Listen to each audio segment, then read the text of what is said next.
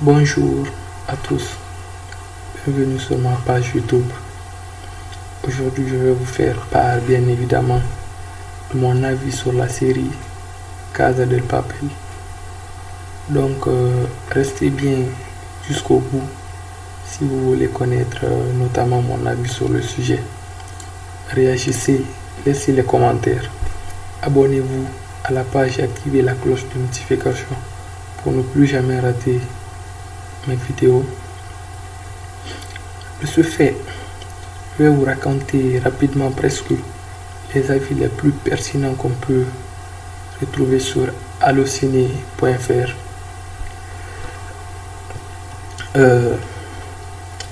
Voilà la série dont tout le monde parle et je me suis fait assez rapidement afin de combler mon retard vis-à-vis de la saison 4.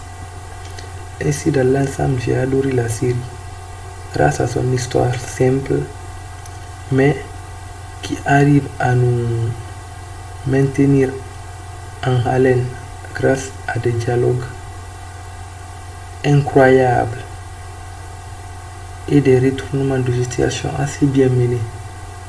De plus, les acteurs sont tous exceptionnels et charismatiques. Bref, comme tout le monde,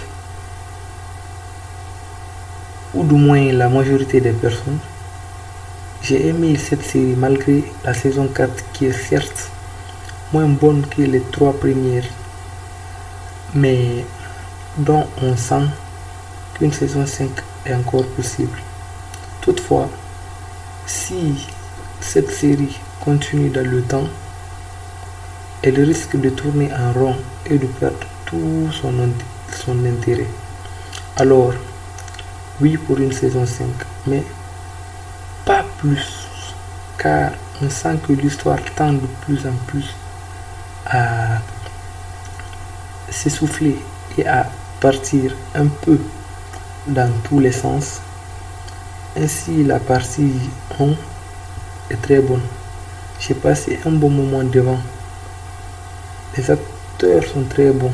D'ailleurs, on s'y attache très facilement et rapidement. Un scénario avec rien d'extraordinaire, mais je l'ai trouvé très sympa et très bien pensé. 4 sur 5, deuxième partie. Toujours aussi sympa, mais cette partie est beaucoup plus intéressante. Il se passe beaucoup plus de choses par rapport à la partie précédente. Il y a pas mal d'actions. On sent que les personnages commencent à s'activer pour passer aux choses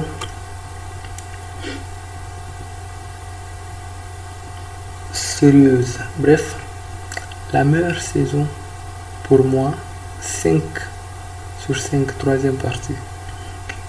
Toujours aussi cool à suivre. Cette saison s'inspire plus de la saison 1 dans son style et son scénario. À partir de là, on peut se dire vivement à la partie 4 parce que je suis et je resterai toujours aussi scotché par les dernières minutes du dernier épisode de la saison 3. 4 sur 5. La saison 4 démarre sur les chameaux, les roues, pour à la fin venir s'écraser.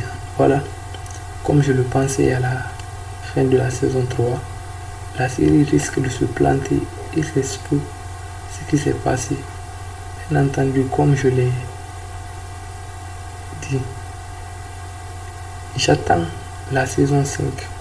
Mais attention au scénario qui perd son intérêt et surtout de nombreuses graphes qui viennent contredire les événements précédents. 3 sur 5. Au total, 4 plus 4 plus 5 plus 3 est égal à 16 sur 4 est égal à 4. Donc, très bonne série. Et notamment, on va passer à un autre avis.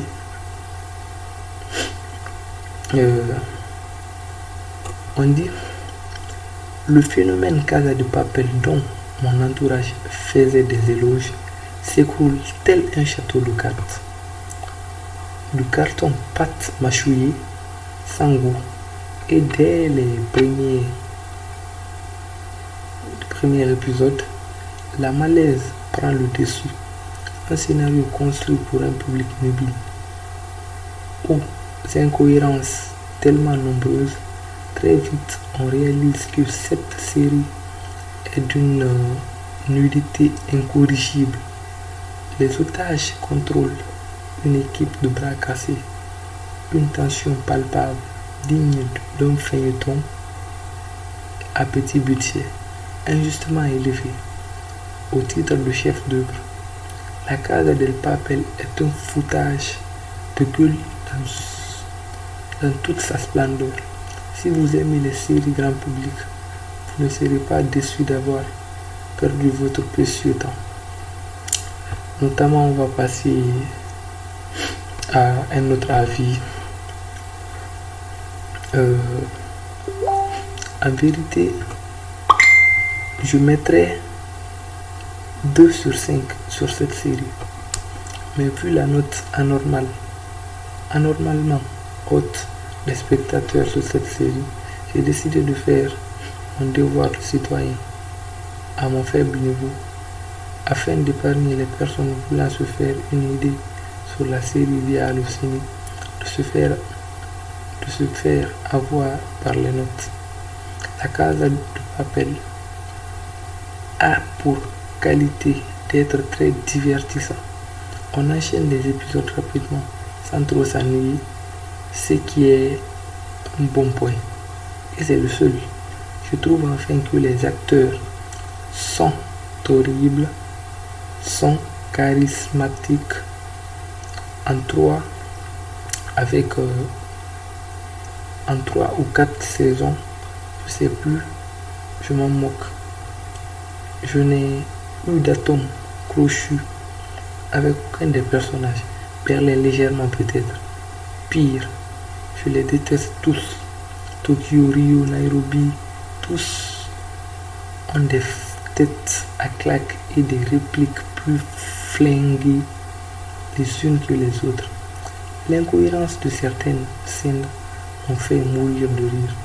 Spoil alert.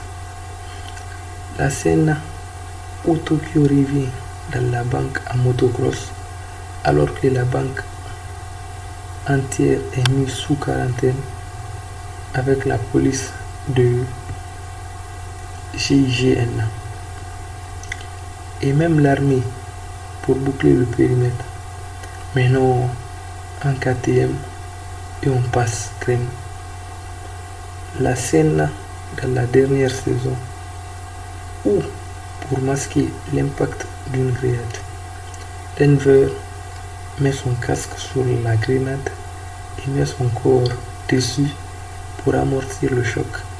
Et il se révèle comme si c'était un pétard pour enfants. Fin de spoil.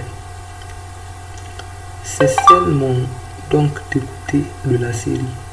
Les personnages sont plus débiles les uns que les autres, prenant sans cesse des décisions qu'un enfant de 6 ans n'aurait même pas pris. En version originale, les voix en espagnol ont juste donné l'envie d'arracher la tapisserie de mes murs.